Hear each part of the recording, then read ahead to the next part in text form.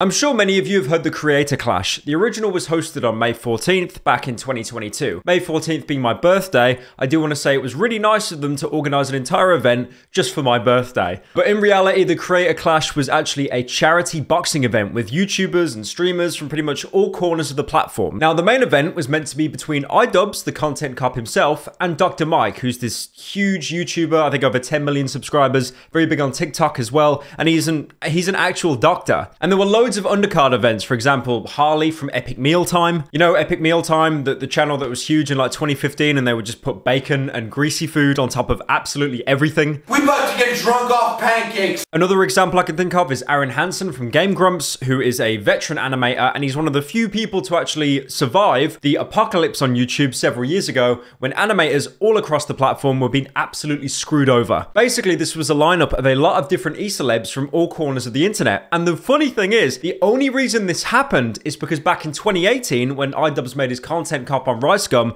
he actually called him out to a boxing event. Rice Gum was like, yeah, I'm down, bro. And then he probably threw some dollar bills on the homeless, and he totally forgot about it. So Rice Gum pulled out, and because of him pulling out, we now have the Creator Clash. One thing about the Creator Clash that is actually really cool is the fact that the majority of people, pretty much all of them that go on their boxing, they are not boxers. They're basically never boxed in their entire life. Now, not to say they haven't done rigorous training, because all of them have. And another cool thing as well is nearly $1 million total in the original Creator Clash was donated to various charities of, you know, whoever was competing they chose. I think there was like the American Heart Association, an Alzheimer's Association, and then Healing Horse Therapy. Now, Creator Clash Part 2 is just around the corner, but unfortunately, unlike the first event, there is some pretty heavy drama surrounding it. Oh, I love drama. Juicy, juicy drama.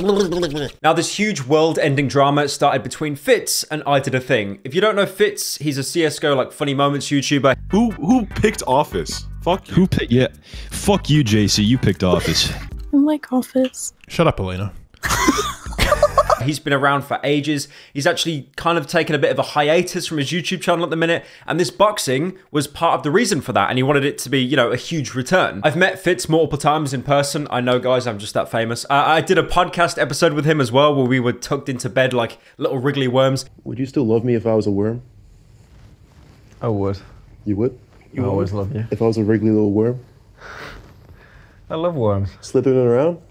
Use them as bait to get fish. I love worms. Fitz is one of the nicest people you will ever meet. Nothing but good vibes. And he was up against iDubbbzTV, who's another creator that does these more kind of contraption and invention type videos. Some of the inventions maybe shouldn't have been invented in the first place. Like one of them where he replaced the blades of a ceiling fan with actual machete blades. Now, unfortunately, iDubbbzTV had to pull out the event because he got concussion from a sparring session. And because there was no equal opponent to Fitz at the time, because both of them are, they're fucking giants. They're like 9'12" or something. They both had to pull out. Now, obviously, with this situation, it's nobody's fault. He got a concussion from sparring. Not really anything you can do about that. It sucks. It would have been great to see them in the ring, but, you know, I mean, he probably took the mature decision there, because if he got one blow to the head from Fitz, his head probably would have came clean off. That is not the big juicy drama. The big juicy tasty drama comes from a creator that was attending the event called Froggy Fresh. Now, if you don't know who Froggy Fresh is, he's an OG YouTuber. He's been around for like 10 years or so. I actually went through my old catalog because that name like jogged my memory a little bit. I made a video on this guy 7 years ago, back when I was doing, you know, Dying Light gameplay and putting on the weird fake deep voice for some reason. So as you can see, these kids will probably take your life, you know, they look hardcore. Now, Froggy Fresh was meant to be up against Chris Raygun, another YouTuber, and Chris Raygun, he seemed really excited to even being able to participate, because last year he was just an attendee, but now he's going to be in the ring. That's right, your boy's fighting in Creator Clash, and guess who I'm fighting?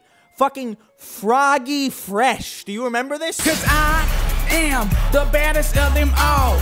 If you ain't about money, then I don't mess with y'all. Now, this juicy, spicy habanero Tabasco sauce drama happened when Froggy Fresh uploaded a video accusing of Chris Raygun of taking Adderall, and then he said at the end of the video that if he loses to Chris Raygun, he'll be so embarrassed that he's going to join Anissa's OnlyFans. On April 15th, if I don't hurt you beyond what anybody could have imagined, I will be so disappointed in myself that I will subscribe to Anissa's OnlyFans.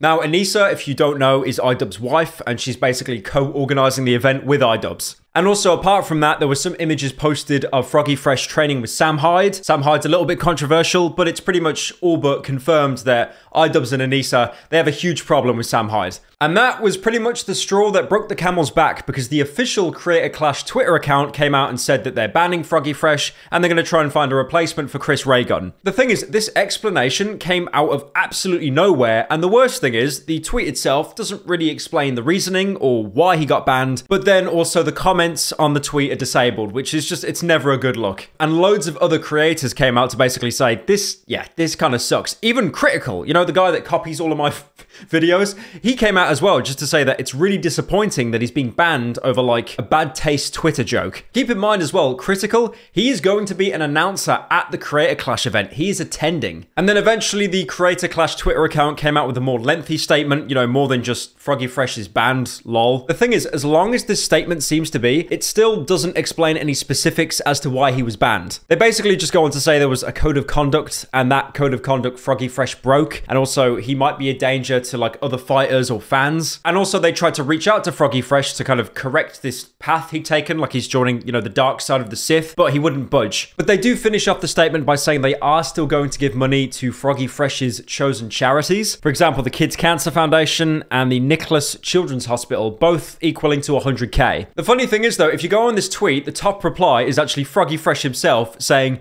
"Who tried to reach out to me several times, and what are the several violations?" Now, there have been many game theories floating around as to why he was banned. The problem is with the statement itself, it doesn't give specifics or examples, so this leads the internet to kind of theorize, and they usually conclude with the worst thing possible. So the biggest game theory at the minute is he snided iDubbbz's wife, Anissa, saying that he's going to join her OnlyFans. If you didn't know, basically iDubbbz got dragged into a huge amount of drama just because his wife had an OnlyFans. And also in the previous Creator Clash, Sam Hyde and some of his friends tried to buy like front row seats to the event, but they were actually refunded and banned from attending the event. So there definitely is some tension there. Because if you remember a while ago, iDubbbz made a video on Sam Hyde, and then Sam Hyde like fired back with his own video. So yeah, it's kind of just Hell's Kitchen between those two. But another reason that's came out, and this one's quite bizarre for Froggy Fresh being banned, is actually he started beefing with Anissa's mom. Not Anissa, but her actual mother. And some of these tweets Froggy Fresh actually addressed in a video. Basically, Froggy Fresh and Anissa's mom were having like a beef on Twitter back and forth, and that could have also contributed to him being pulled from the event. First off, when I did hit my head on them monkey bars, yeah, I did get hurt a little bit. But when I got the scan done, they said I was still smart. As far as with that second thing that you said about my privates, you have got to clean up your language. That is not good to be talking like that. And obviously, because it's the internet and any kind of dirty laundry you air, everyone gets involved.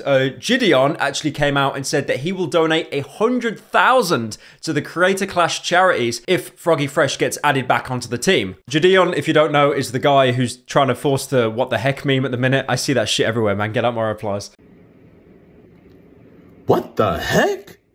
But now to make things even more confusing, Froggy Fresh has came out and said that if he talks about what happened, Creator Clash have threatened legal action against him, and they're also demanding the $15,000 back that they loaned him, for example, you know, for travel, equipment, training. Keep in mind though, this is just a quote tweet he put out there. There is absolutely no evidence of this whatsoever, but again, it's just more dirty laundry being aired. And then to add on top of that, Mutaha, Some Ordinary Gamers, another great YouTuber, he came out saying that he's willing to pay Froggy Fresh's legal fees just in case Creator Clash does actually go down the route of trying to sue him, basically citing himself that he doesn't like to see smaller creators get fucked over, because I mean, it's pretty true. You know, if you have like two big YouTubers that get into a legal battle, they'll probably be able to pay for it. But if it's a smaller YouTuber, it doesn't matter whether you're innocent or not, the legal costs will usually bury you for years at least. But yeah, overall, a very weird situation. I didn't think there'd be this much drama surrounding the Creator Clash event. Honestly, I think the biggest problem at the minute is that when they banned Froggy Fresh, they were not transparent. You know, if they basically just came out and said, we don't like the fact that he was sniding Anissa, I'm pretty sure all the haters would have just been like, ha, coward, and then people would have just moved on. But the problem is, by not being clear about it, it's just going to lead to endless speculating, which, if anything, is going to fuel the fire of the people that have a real hate boner towards Anissa and iDubbbz. So yeah, that's pretty much it. The 9 o'clock news for drama. I will be attending the Creator Clash next year,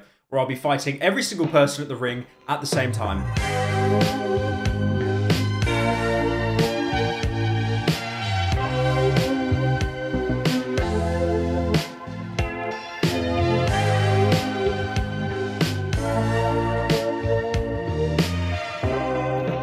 What the heck?